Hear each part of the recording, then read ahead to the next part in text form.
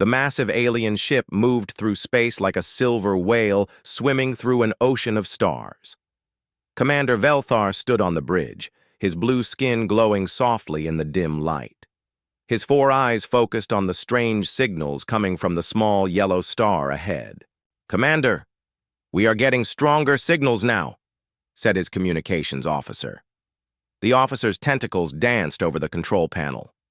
"The signals are very different from anything we know." Velthar nodded. In his 300 years of life, he had seen many worlds join the Galactic Council. Some came willingly, others had to be forced. But these signals were puzzling. They seemed almost too simple, too basic. "What do you think, Dr. Kethmos?" Velthar asked the ship's lead scientist. Dr. Kethmos was from the Vorthon species. Her people were known for their ability to read minds and understand other beings quickly. She looked worried as she studied the data. "The signals show intelligence. But something is wrong," she said. "These beings have no telepathic signature, no energy manipulation, no biocommunication. How can they be truly intelligent without these basic abilities?" The ship continued toward the 3rd planet in the system. Through the viewing screen, they could see a blue and green world covered in clouds. It looked peaceful, almost too peaceful. "Sir, we are receiving a transmission," the communications officer announced. The main screen flickered and showed the face of a being unlike any they had seen before. It had pale skin, dark hair, and only 2 eyes. The creature smiled, showing white teeth. "Welcome to Earth," the being said in perfect Galactic Standard language. "My name is Dong Min. I represent the United Earth government. We have been waiting for you." The bridge fell silent. Every alien on the ship stared at the screen. How did this primitive being learn their language? How did they even know the aliens were coming? "Greetings, Earth being," Velthar said carefully. "I am Commander Velthar of the Galactic Council exploration vessel Eternal Harmony. How do you speak our language?" Dongmin's smile grew wider. "We have been listening to your transmissions for some time. We are quick learners. Would you like to visit our planet? We would be honored to meet you face to face." Dr. Kethmos leaned close to Velthar. "This is very strange, Commander. Most species fear first contact. They fight or hide. But this human seems excited." "Human?" Velthar asked. "That is what they call themselves," Dongmin said, somehow hearing their quiet conversation. "We call our species humans. Will you come down to meet us?" 3 hours later, Velthar found himself standing on the surface of Earth. The air was clean and fresh. Strange plants grew everywhere in colors of green he had never seen before. The sky was a bright blue that hurt his eyes. A group of humans waited for them near their landing site. They all looked similar but different. Some were tall, some short. Some had dark skin, some light. But they all had that same strange smile. "Welcome to Seoul," said a female human. She was small with long black hair. "I am Hae Won, Earth's chief scientist. This is Soo-jin, our lead biologist." Soo-jin stepped forward. She was also female with short hair and bright eyes. "We are so excited to learn about your species. We have prepared a feast for you and created comfortable spaces for your stay." Velthar looked around at his team. His security chief looked nervous. His science officer seemed confused. Dr. Kethmos was trying to read the humans' minds, but her face showed frustration. "You are very welcoming," Velthar said. "Most species are afraid when we first arrive." "Why would we be afraid?" asked Dongmin. "You have traveled so far to meet us. That shows great wisdom and curiosity. We share those qualities." They walked toward a large building made of glass and metal. Other humans stopped their work to wave at the aliens. Children pointed and laughed with joy, not fear. It was the strangest first contact Velthar had ever experienced. Inside the building, the humans had prepared a meeting room. The chairs were adjusted for different alien body types. The food was arranged to suit various dietary needs. Someone had done careful research. How? Did you know how to prepare for us? Asked Dr. Kethmos. Sujin looked proud. We studied your transmission patterns. We analyzed the energy signatures of your ship. We learned about your basic needs from the data you broadcast. Impossible, whispered the ship's engineer. That level of analysis would take our best computers. Months. How long did it take you? Velthar asked. About 6 weeks, Haywan said casually. Once we understood the basic patterns, everything else became clear. The meeting continued for hours. The humans asked intelligent questions about galactic civilization. They seemed to understand complex concepts immediately. When they talked about their own world, they spoke of peace, cooperation, and the desire to learn. But something bothered Velthar. Every species in the galaxy had natural abilities. The Vorthons could read minds. The Zephyrians could manipulate energy. The Crystallines could communicate through light. What could humans do? What are your people's special abilities? He finally asked. The humans looked at each other. Dongmin spoke carefully. We do not have abilities like yours. We cannot read minds or control energy. We use tools and work together. We adapt to new situations. But how do you survive without natural powers? Dr. Kethmos asked. We learn, Sujin said simply. We watch, we listen, we understand. Then we find ways to do what needs to be done. As the day ended, Velthar felt more confused than when he arrived. These humans seemed too good to be true. They were friendly, intelligent, and eager to join galactic civilization. They offered their resources freely and asked for nothing in return. That night, in his quarters on the ship, Velthar called his superiors on the Council homeworld. The humans are unlike anything we have encountered, he reported. They show no fear, no aggression, and no desire for power. They seem to want only knowledge and friendship. That makes them dangerous, replied Council Leader Zarthon. No species is that simple. No species is that innocent. Watch them carefully, Commander. Find out what they are hiding. Velthar looked out at Earth through his window. The planet glowed softly in the darkness of space. Somewhere down there, the humans were probably still awake, studying everything they had learned about the aliens today. What secrets did they hide behind those strange, welcoming smiles? 6 months had passed since first contact with Earth. Galactic Council observer Thane Kix sat in his small office aboard the observation station orbiting Earth. His desk was covered with reports that made him more worried each day. Thane Kix was a Kethran, a species known for their careful attention to detail. His people had been watching other species for thousands of years, but humans were different from anything he had ever studied. He picked up his latest report and read it again. The words still seemed impossible. Human subject Byung-ho has successfully completed hyperspace navigation training in 4 weeks, he read aloud to himself. Previous galactic record for any species was 18 months. Thane Kix shook his head. He had been there when Captain Byung-ho first stepped onto an alien ship. The human had looked around with wide eyes, asking simple questions about everything he saw. But within days, Byung-ho was operating control panels like he had been born to use them. A soft chime told him someone was at his door. Come in, he called. Dr. Kethmos entered carrying her own stack of reports. She looked tired and confused. Have you seen the latest medical scans? She asked, sitting down heavily in the chair across from his desk. Which ones?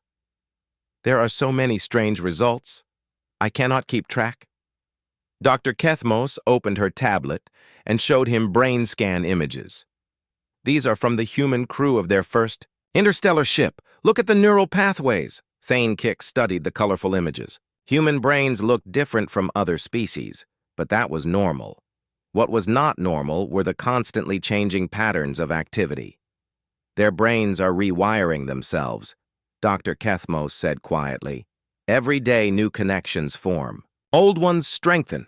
It is like watching evolution happen in real time. That is impossible. Brain structures are fixed after childhood in all known species, not in humans.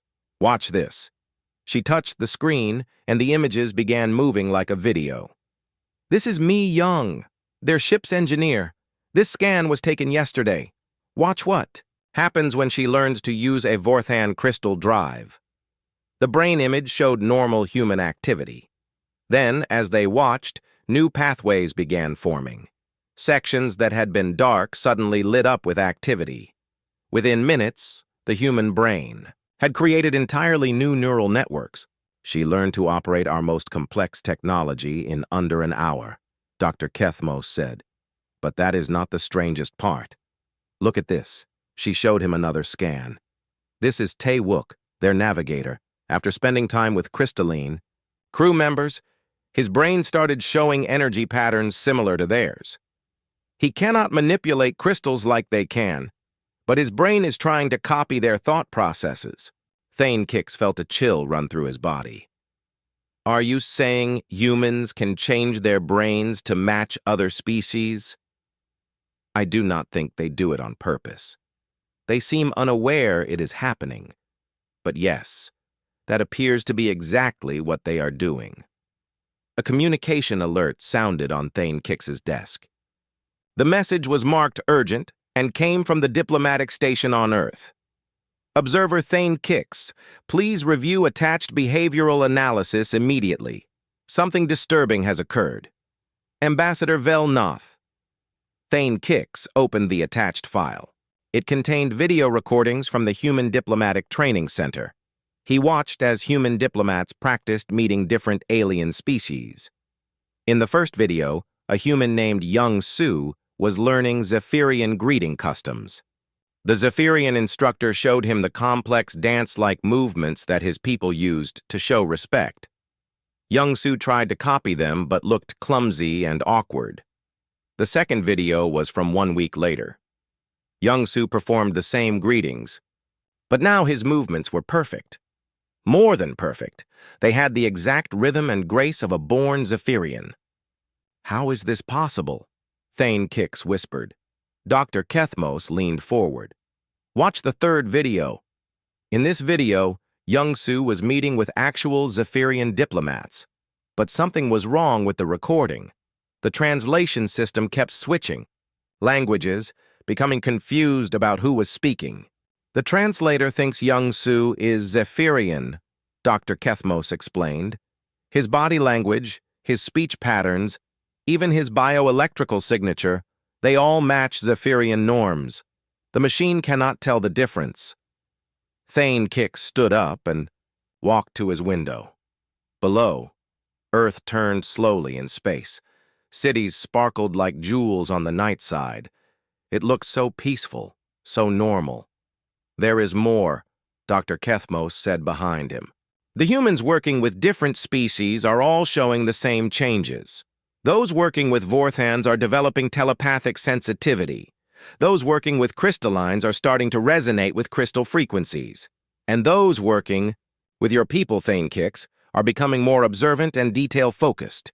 They are copying us, he said quietly, without even knowing they are doing it. I tested this theory with a human child named Inho. I spent just 2 hours with him, teaching him about Vorthon culture.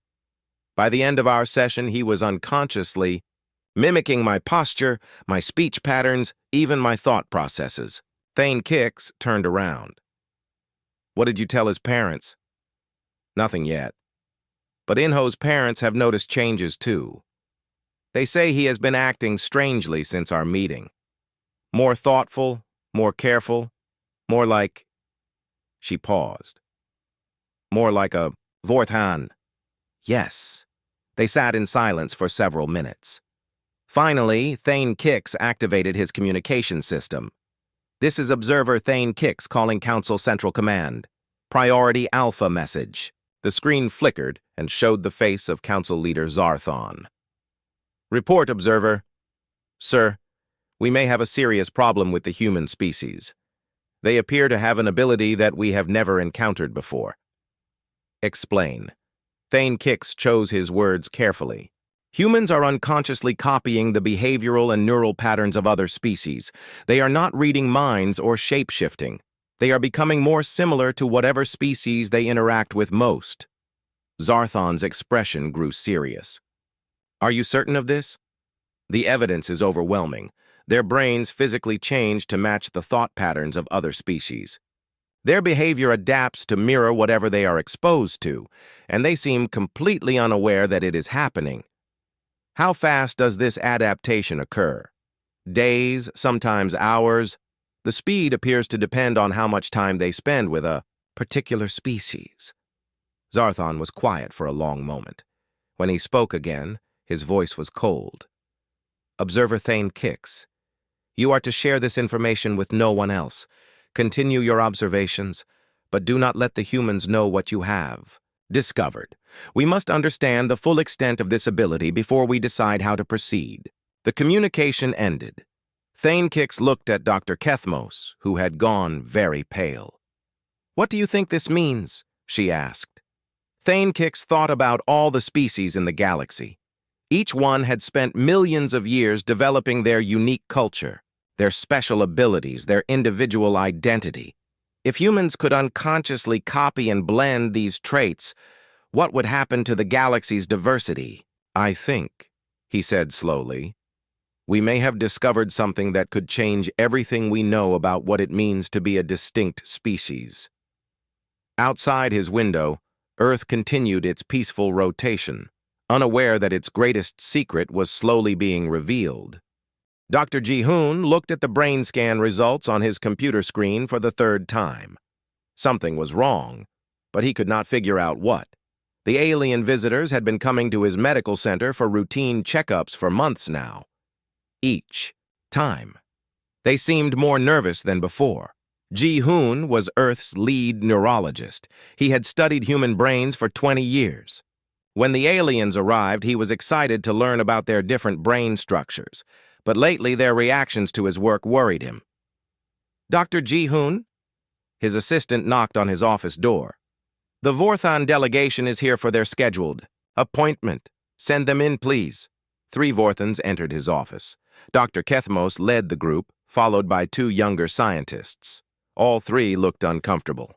Good morning, Ji-hoon said with a smile. How are you feeling today?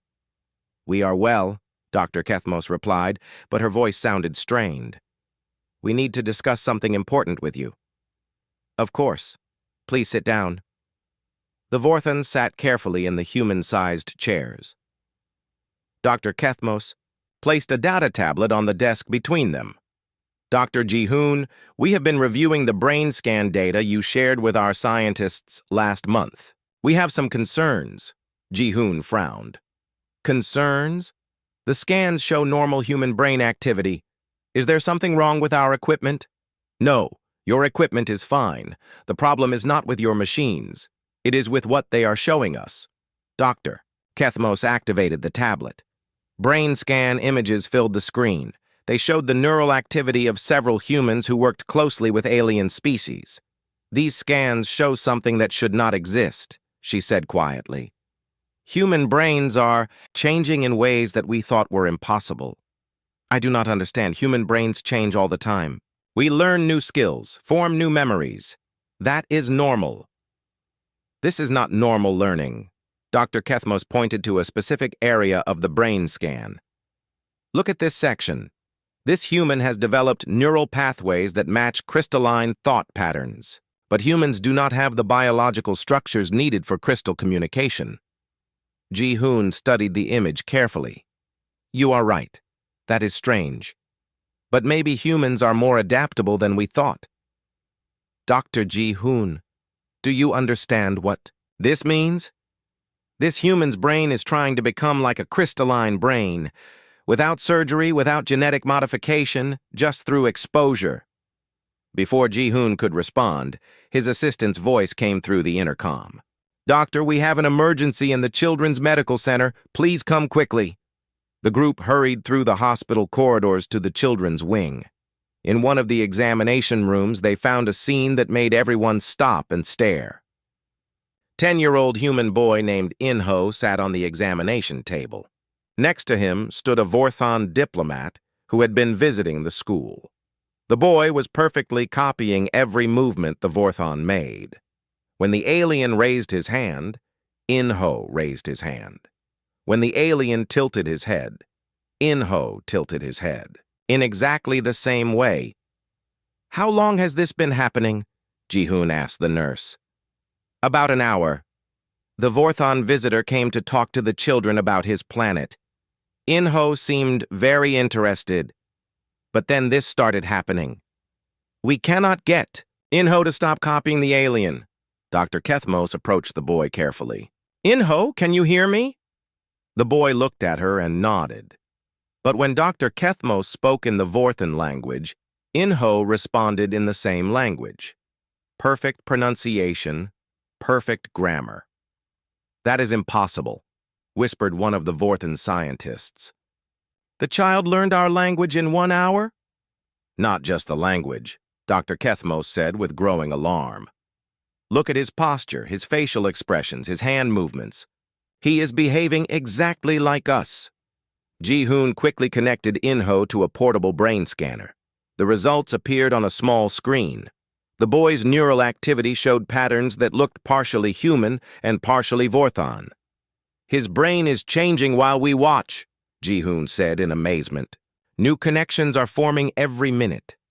Dr. Kethmos backed away from the boy. "This is what we feared. Humans do not just learn from other species. They become like other species." "Is that bad?" Inho asked, still speaking in perfect Vorthon. "I feel like I understand you better now. I can sense your emotions, your thoughts. It is wonderful." The adult Vorthon in the room looked horrified. "Child, you should not be able to sense our thoughts. That ability takes centuries to develop in our people." "But it feels natural," Inho said, "like it was always inside me, waiting to wake up." Dr. Kethmos activated her emergency communicator. "This is Dr. Kethmos calling Commander Velthar. We need an immediate conference with Earth's leaders. Something serious has happened."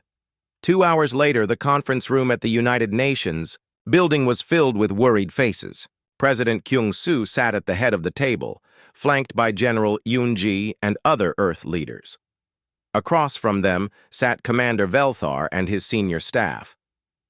"Explain to me what you think is happening," President Kyung-soo said calmly. Commander Velthar chose his words carefully. "Mr. President, we believe your species has an ability that is unknown in the galaxy. Humans appear to unconsciously copy and integrate the biological and psychological traits of other species." General Yoon-ji leaned forward.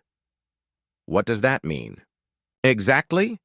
It means," Dr. Kethmos said, "that when humans spend time with other species, they begin to change. Their brains rewire themselves to match alien thought patterns. Their behavior adapts to mirror alien customs. In some cases, they even develop abilities that should be biologically impossible for humans." "You are saying we are shapeshifters?" President Kyung-soo asked. "No, not shapeshifters. Something more complex. You are becoming like us without changing your physical form. You are copying our minds, our personalities, our very essence." The room fell silent. Finally, General Yoon-ji spoke. "Is this why you seem frightened of us?" Commander Velthar nodded slowly. "Every species in the galaxy has spent millions of years developing their unique identity. We are who we are because of our distinct evolution, our special abilities, our individual cultures. But humans threaten that uniqueness. How?" President Kyung-soo asked. "Because you can become us. If humans continue to unconsciously copy other species, what happens to galactic diversity? What happens when humans can do everything that every other species can do?" Dr. Ji-hoon, who had been listening quietly, finally spoke. "Are you afraid that we will replace you?" "We are afraid," Commander Velthar said honestly, "that you will make us all the same. That in trying to understand us, you will absorb us. that the galaxy will become one large human species with the memories and abilities of everyone else. President Kyung-soo stood up slowly. Commander Velthar, we did not know we had this ability. We do not control it. We cannot turn it off. If this is what we are, then this is what we have always been. That, Commander Velthar said quietly, is exactly what terrifies us. Outside the conference room windows, the city of New York stretched toward the horizon. Millions of humans went about their daily lives, unaware that their species had just been revealed as something that could change the nature of intelligent life in the galaxy forever. Dr. Wu Jin stared at the genetic analysis results displayed across 3 large screens in his laboratory. After weeks of working with alien scientists, the truth was finally becoming clear. But the truth was more terrifying than anyone had imagined. Wu Jin was Earth's leading geneticist. When the aliens first arrived, he had been excited to study their DNA and compare it to human genetics. Now, 6 months later, he wished he had never begun this research. The results are impossible, said Dr. Zexhai, a crystalline scientist who had been working with Wu Jin for the past month. Her crystal body sparkled as she moved, casting rainbow patterns on the laboratory walls. These genetic sequences should not exist in human DNA. Wu Jin nodded grimly. But they do exist. Look at this section here. He pointed to a complex strand of genetic code on the middle screen. This DNA sequence matches the genetic pattern of Terran dinosaurs, but dinosaurs went extinct 65 million years ago. And this section, Dr. Zexhai added, pointing to another area, matches the DNA of ancient Terran marine reptiles, also extinct for millions of years. The strangest part, Wu Jin continued, is that these genetic sequences are not random fragments. They are perfectly preserved, as if someone carefully saved them and stored them in human DNA. Dr. Zexhai's crystalline form dimmed with worry. How many extinct species do you find in human genetics? Wu Jin pulled up another screen filled with data. So far, we have identified genetic markers from over 3,000 extinct Terran species. And we have only studied a small sample of human DNA. There could be many more. This suggests something terrible, Dr. Zexhai said quietly. What do you mean? In our galaxy, there are legends about beings called devourers of identity. Ancient stories say they were creatures that could absorb the essence of other life forms. When a species died out, these beings would preserve them by becoming them. Wu Jin felt a chill run down his spine. You think humans are these legendary creatures? I think humans are something even more complex. You do not just preserve dead species, you preserve living ones too. Before Wu Jin could respond, his laboratory door opened. Commander Velthar entered, followed by President Kyung-soo and several other human officials. Dr. Wu Jin, President Kyung-soo said, we need to understand what you have discovered. The Galactic Council is demanding answers. Wu Jin gestured to his screens. Mr. President, we have found something that changes everything we thought we knew about human evolution. He activated a presentation that showed the human genetic structure. Every human carries genetic information from thousands of extinct Earth species. But these are not random mutations or evolutionary leftovers. They are perfect genetic templates, preserved in incredible detail. Commander Velthar studied the data carefully. What does this mean for living species? What happens when humans interact with us? Dr. Zexhai answered. Based on our research, humans unconsciously begin to integrate genetic and behavioral patterns from any species they encounter. Your DNA is like a vast library, constantly adding new information. Are you saying we are collecting alien DNA? President Kyung-soo asked. Not exactly collecting, Wu Jin explained. It is more like copying and storing the essential patterns that make each species unique. Your brains change to understand alien thought processes. Your behavior adapts to mirror alien customs. And somehow, your genetic structure preserves templates of what makes each species special. A new voice spoke from the laboratory entrance. "That is exactly what you are doing." Everyone turned to see Hyun-woo, a human philosopher who had been studying with alien scholars for months. He entered the room with 3 alien companions. "Hyun-woo," President Kyung-soo said. "What do you mean?" "I have been working with philosophers from 12 different species," Hyun-woo explained. "Each species thinks in completely different ways. Vortans focus on logical connections. Crystallines think in harmonic patterns. Zephyrians process information through emotional flows." "And?" Commander Velthar asked. "And I can understand all of them. Not just their languages or their customs. I can actually think the way they think. When I am with Vorthans, my mind works, like a Vorthon mind. When I am with crystallines, I can sense harmonic patterns in everything around me." Dr. Zexhai's crystal body flickered with alarm. "That should be impossible. Those are not learned skills. They are biological functions that our species developed over millions of years." "But humans can do it anyway," Hyun-woo said. "Because we do not just learn about other species, we become like them, temporarily, partially, but genuinely." Woo Jin pulled up new data on his screens.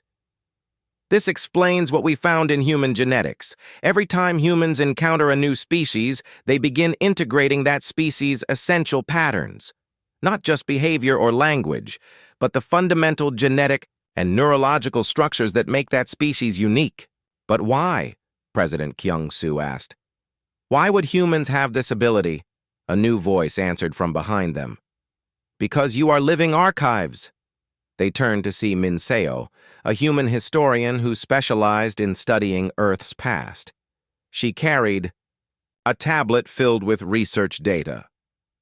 "Min Seo," President Kyung-soo said, "what have you found?" "I have been studying Earth's mass extinction events," she explained. "Every major extinction in Earth's history coincided with a significant advancement in human evolution. When the dinosaurs died out, early human ancestors developed larger brains. When marine reptiles went extinct, humans developed better memory systems." She activated her tablet and projected images onto the laboratory wall. "Look at this timeline. Each time Earth lost major species, humans gained new capabilities. It is as if humans evolved specifically to preserve what was being lost." Commander Velthar stared at the timeline. "Are you suggesting that humans exist to save dying species?" "I am suggesting that humans are the saved species," Min Seo said. "Every extinct creature on Earth is not truly extinct. Their essential patterns, their genetic templates, their behavioral characteristics, they all live on inside human DNA and human consciousness." Dr. Woo Jin nodded slowly as the pieces came together. "When humans interact with alien species, the same thing happens. We unconsciously begin to preserve their essential patterns. We become living libraries of everything we encounter. This is why human children can learn alien abilities so quickly," Dr. Zexhai added. "They are not learning new skills. They are activating preserved templates that allow them to function like other species." The room fell silent as everyone absorbed this revelation. Finally, Commander Velthar spoke. "If this is true, then humans represent either the greatest hope or the greatest threat the galaxy has ever known." "What do you mean?" President Kyung-soo asked. "If humans can preserve the essential nature of every species they encounter, then no species will ever truly become extinct. But if humans continue to integrate the patterns of every species they meet, then eventually," Hyun-woo finished quietly, "humans will carry the patterns of everyone. The question is, what happens to individual species identity when one species can become all species?" Outside the laboratory windows, Earth continued its rotation through space, carrying 8 billion humans who were slowly, unconsciously becoming the living memory of every intelligent species in the galaxy. The Great Assembly Hall of the Galactic Council had never seen a gathering like this one. Representatives from every known species filled the massive chamber. Some sat in chairs, Others floated in energy fields, and a few existed as pure light, patterns. All eyes turned toward the center platform where the fate of humanity would be decided. Sunho stood alone at the speaker's podium. As Earth's chosen representative, he carried the weight of his entire species on his shoulders. Around him, thousands of alien beings waited to hear what he would say.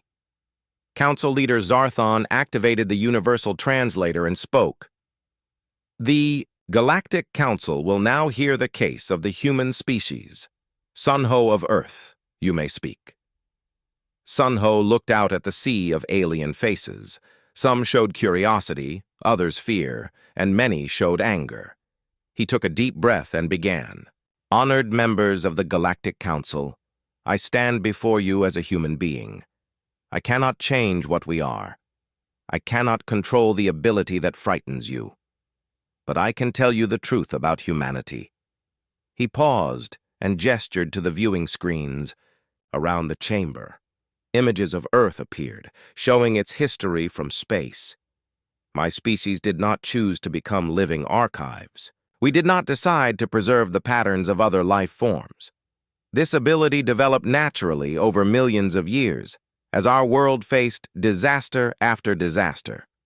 The images changed to show Earth's great extinctions, volcanoes erupting, meteors falling, ice ages freezing the planet. Each time our world nearly died, something inside early humans adapted to save what was being lost. We became the living memory of our planet because someone needed to remember. Someone needed to carry on the essence of everything that died. A Vorthan representative stood up. But now you threaten to do the same thing to us. You absorb our patterns without permission. You make us part of yourselves. Sunho nodded. You are right to be concerned.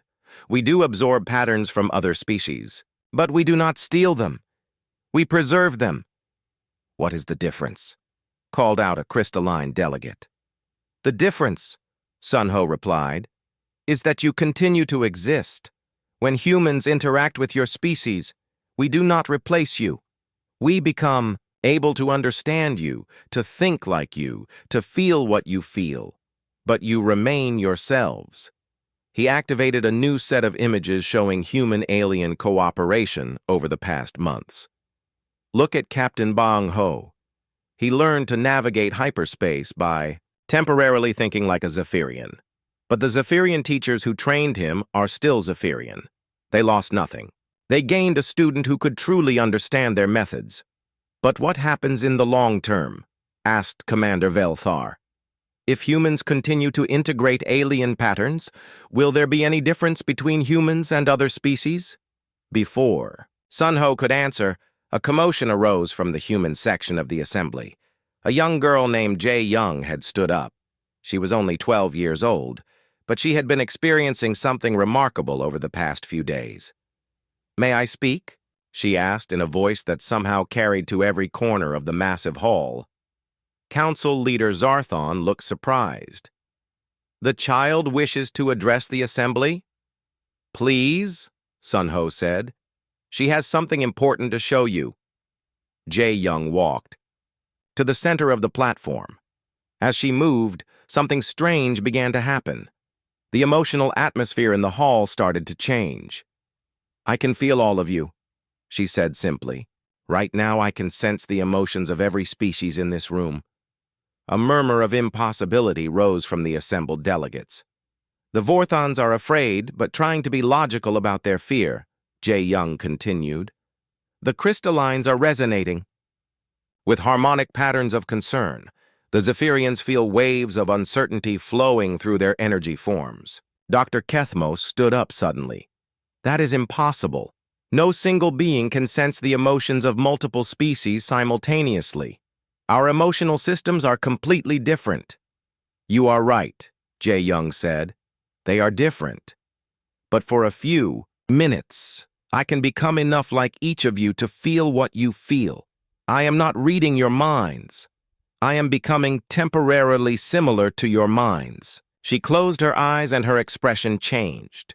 When she opened them again, she looked directly at the Vorthan section. To the Vorthans I say this. Your fear is logical. You worry that humans will make you less unique. But uniqueness is not something that can be taken away. It can only be shared. Her expression shifted again, and she turned toward the crystallines. To the crystallines, I offer this harmony. We do not seek to replace your crystal songs. We seek to learn them so we can sing with you, not instead of you. She continued around the room, addressing each species in ways that showed deep understanding of their unique perspectives. When she finished, the hall was completely silent. This is what humans offer, Sun Ho said, breaking the silence. Not replacement, but understanding. Not absorption, but preservation. A new voice spoke from the high platform where the council leaders sat. It was Elder Morthen, the oldest being in the galaxy. In my 3,000 years of life, I have seen 17 species go extinct, the ancient being said. Each time, their knowledge, their culture, their unique way of seeing the universe died with them. It was always a tragedy that could not be undone. Elder Morthen's ancient eyes focused on the humans in the assembly. But you offer something different. You offer the possibility that no species ever truly dies, that their essence can be preserved in living memory.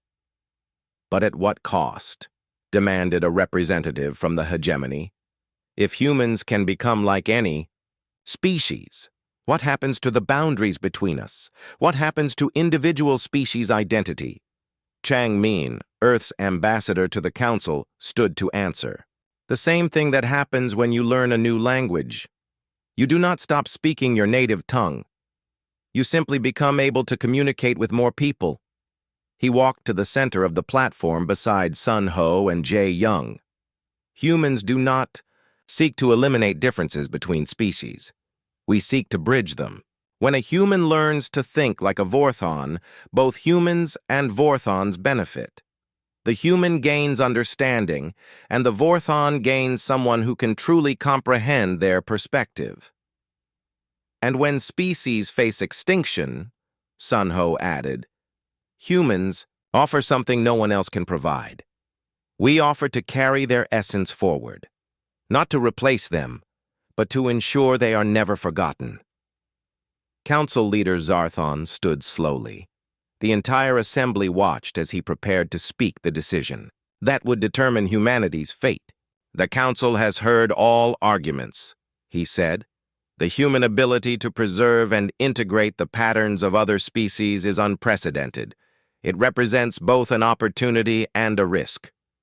He paused, looking around the massive chamber.